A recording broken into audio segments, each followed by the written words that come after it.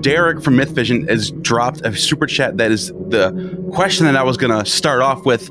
So, Derek, thanks for kicking off the conversation with a beautiful question.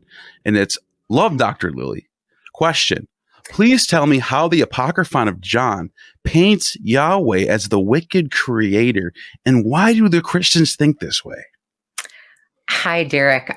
Thank you so much. And that is a really awesome question. I have to say that I probably nuance this a little bit differently than some of my other colleagues do. And one of the things that that I think is really interesting in this use of Yahweh is that I don't actually think it's supposed to be necessarily the creator of the world from the Hebrew Bible. And let me say a little bit more about that. So one of the things that the Apocryphon of John is doing is playing with these two different stories that we get in the Genesis narrative. So if any of you have read Genesis recently, there are actually two creation narratives embedded in Genesis 1 through 3. And we get this first creation narrative where we get the creation of the world out of the void, out of the chaos. God creates things and it's good. And then God says, let us create a human being in our image, male and female. They created them. And then we start again and God creates the world again. And this is the story where we get the Adam and Eve story from, is this kind of second narrative of creation. The interesting thing about this is that in the first narrative of creation, so we're going to go with the Septuagint on this. And so this is the Greek translation of the Hebrew scriptures. In that first narrative, God is called theos, so the Greek word for God. In the second narrative, God is called, so Yahweh, so it's Elohim in the first, the second one is Yahweh, and Yahweh is actually translated as Kurios or Lord, which also translates as master, which is also the title given in Greek most of the time for the Roman emperor. And so I actually think that they are playing.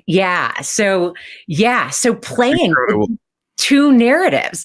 And so you get this first creation, which is the creation of the above, the world that's kind of in perfect harmony with the first Adam, that is wonderfully harmonious before we get this rupture. And then in the second narrative, we actually have the creation of Adam and Eve from the earth, which is what we get in Apocryphon of John in kind of this second set of stories, the second creation story that's there as well. So one of the things that I think they're doing, and I have to say who I'm really following on this is Karen King, but taking very seriously that this is a critique of these Roman emperors, the kings in the ancient world who claim themselves to be gods and really think that they're the ones who are in control of everything, do try and actually control everything through violence, kind of in the name of peace, maybe taking the name of peace in vain, with things like the Pax Romana. So, so that's interesting. So we have this, to play off what you just said, let's go with it that. All right. So you have this idea of spirits that are controlling things like the demiurge, and there's daemons underneath it, and then so that's representative of the heavens and different realms. But on Earth, you have a similar setup, but it's the Roman emperor at the helm, who's sort of like the demiurge, followed by these satraps, governors, whatever they are, and these are the principles of the powers that be, what do we call the rulers, the archons? The archons, principalities, powers, archons. Makes a lot of sense. Yeah. So that, and I don't necessarily want to take away the mythological form of this. I mean, these are really full-blown myths. They're using as many resources as they can from their environment, but so many of them are using what we would talk about as Jewish tropes, that to think of them as anti-Jewish in this way, I think misses the ways in which they're actually using things like midrashic interpretational methods to really play with these stories and look for multiple meaning in them. If you're not really interested in Jewish stories for existence, which is kind of one of the narratives that comes out of this scholarship sometimes. Why would you pick the Adam and Eve story as the one that you're going to elaborate? Just as kind of one of many questions we could ask about this. Yeah, before I move on to the next super chat, I just want to ask you, because this sort of begs the question about Marcion and then these other groups, like, for example, this one, I think the best example, I think, are the Cainites, because the Cainites are saying Cain is the good one because he's the tiller of the land. He's not offering up meat for blood, like he's the peaceful. So where do you think do you think that we shouldn't be looking at these groups sort of as like together? We should look at them all separately, maybe? So that's one of the questions that I have had for a long time and continue to ask is, what are the ways, particularly these groups that have primarily, that kind of the scholarly lenses that we use have primarily been shaped by the anti-heresiological writings? What would it look like if we kind of just got rid of the categories for a little bit and really started looking and seeing what's there? And again, I feel like I need to name Karen King in this, because a lot of this comes from her really fine work on this. But thinking about this real diversity that happens within the first many centuries in the early Christian, early Jesus movement milieu, before Christianity is really a codified thing. And that, so we get both similarities, overlaps, and differences between all of these texts. And we've wanted to codify them very easily. But the thing that I think that it obscures is both the similarities between texts that we were told, oh, this is orthodoxy, this is heresy, they don't have anything in common, right? Or between different heresies, different things that are orthodox that actually have a lot of difference baked within them. But because we've created these meta narratives around heresy and orthodoxy, and I might say that, Gnosticism becomes a stand-in for heresy in certain ways, that it actually obscures many of these. So, like, for example, Apocryphon of John uses this wonderful piece of Enoch, which is basically a critique of empire and Enoch. And I remember reading, and I'm not going to remember who this is at the moment, but a really wonderful scholar of this literature basically saying, this is great. Apocryphon of John is clearly using Enoch, but the Gnostics don't really care about these political critiques, but Enoch does. So, it's just missing the boat on Enoch, instead of asking the question of, could Apocryphon of John actually be making a political critique about this? And that's actually the reason why it's using First Enoch in this way. So those are the types of questions that I think, for me, I think it made a lot of sense. Have been really, really helpful. So I have to say, I'm still kind of moving my way through some of these major heresies and thinking about what it means to ask different questions concerning what it's said that they believe, and then going back to the text and seeing what's actually there. And I think what I really think people should, I don't know, you should do whatever you want, but like me personally, the idea of these groups are heresies, these groups are not or orthodox, like that needs to go. The idea that there's I hate when people say proto-orthodox, that needs to go too. Like, oh, I get it. Okay, you're looking at Justin Martyr and you're saying he lines up good with what the church later on describes as orthodox. All right, fine. I guess you can say it's proto-orthodox. But like, really though, these other groups aren't, like the Valentinians, they're not being called heresies in their time. People are like, oh, that Valentinus is so famous and great. The Nicene preacher is so famous and great. It's not till later that they sort of get tarnished by these texts. So, well, and I think that's just to say too, that's the thing about this word heresis anyway, that where we get heresy from is that it really just means difference. And it used to just describe a whole bunch of different philosophical schools that might have been in competition with one another, but there wasn't this like, this is good and this is bad necessarily. And, I think about like the physician Galen from the 2nd century, who talks about Christianity actually as a philosophy. And he's like, they believe some kind of weird stuff, but there are some really great things about this philosophy, Christianity. And so there are ways too in which Christianity, in all its multiple forms, really fits into this larger milieu of thinking about, what are the ways, what are the techniques that we can use, the techniques of the self, to live the good life. And so in this way, again, what happens when we start to put these different literatures in conversation with one another, and to think about somebody like Valentinus as well, who, he was up for bishop in Rome before he was almost the Pope, guys. He was almost the Pope. Yeah, exactly. And so realizing that these folks aren't actually that far away from each other, and then even bringing up someone like Justin Martyr, when we even start to label him as proto-Orthodox, what are things that are obscured in those writings as well, when we're automatically assuming this place where it's like things have worked out already. We already know what's going to happen. And again, we miss the ways in which there's so much contingency in these first few centuries of the movement, as they're the creativity is just amazing. And what I don't want to suppress that in my scholarship, maybe, is the way I'll say I it. agree. That's why I love having you on here to explain these things. Derek is back with another one. Is it fair to say their situation in the empire or in their environment is reflected in their mythology? Any way to unravel their mythology that way? Good question.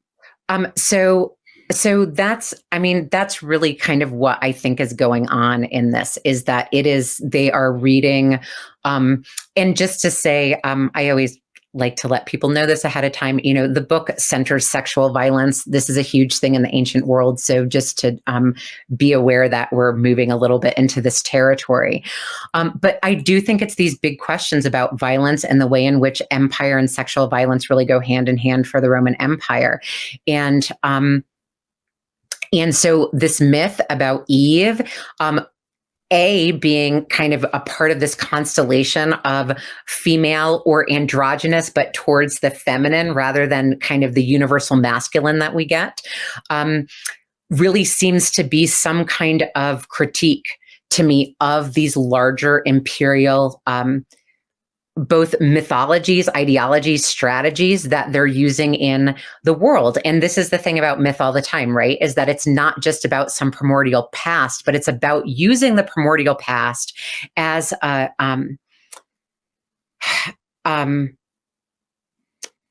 tool to help us understand where we are today. And so I think one of the things that these folks are really trying to do is explain the violence that they see in the world around them. What does it mean to be in a land that's occupied by Rome? There have been several people, including a colleague and friend of mine, Shirley Polson, who has put, she does work on healing and the Apocryphon of John. And she's really asking great questions around, what if this is written in Alexandria? Thinking about the situation too of the Jews, the diaspora Jews who are in Alexandria using these stories. And, just to say too, again, why I think it's so important to think of this expansive way of how they're using the Hebrew scriptures is if you look at someone like Philo of Alexandria, who's writing, the mid-1st century, he is reading things like Genesis alongside Plato. He is absolutely combining these things. And why wouldn't we think that the Nag Hammadi folks are actually using these same allegorical strategies when they're rewriting these myths? So I think these are some of the ways that we start to unravel what's going on and ask questions about, even if we think about our myths in the United States, these myths that we have about all kinds of things, whether it's That's terrible. George Washington. I was about to say George Bush chopping down the cherry tree, but it would actually be George Washington. Or, the pull yourself up by your bootstraps, or, the myth of the American West. All of these things help to shape who we are. And we think about them as kind of, there are these natural ways to think about kind of who we are as Americans and as US citizens. And we also know that they reflect very particular ideologies. And they're not just about myths of the past, but they're about the present. They're about our material reality. And I guess this is one of the other things too with these Gnostic myths that I really think is important, is that because they were hidden in these jars and we didn't have them for all of this time, there seems to be also this dissociation of them from the material reality of the people who are writing them. And so how do we start to kind of slowly put these pieces back together, knowing that we're probably not ever going to get back to, what really happened, but these possible constructions of what a past might look like. And I think too, just to say, as we're sitting having this conversation now, still discussing these myths 2,000, 3,000 years later, they do some kind of psychic and creative work for us. And realizing, the efficacy of this for this type of work, whether it's for us now or in the ancient world, what do myths do for us? And some of that is going to be about this stuff that's actually happening on the ground in their daily lives, that they're reflecting on every day. And maybe it's something so big that they have to put it in a myth rather than deal with it directly, which is maybe why a bunch of these texts don't really envision a different future, but instead kind of envision the total collapse and destruction of the world at the end of them.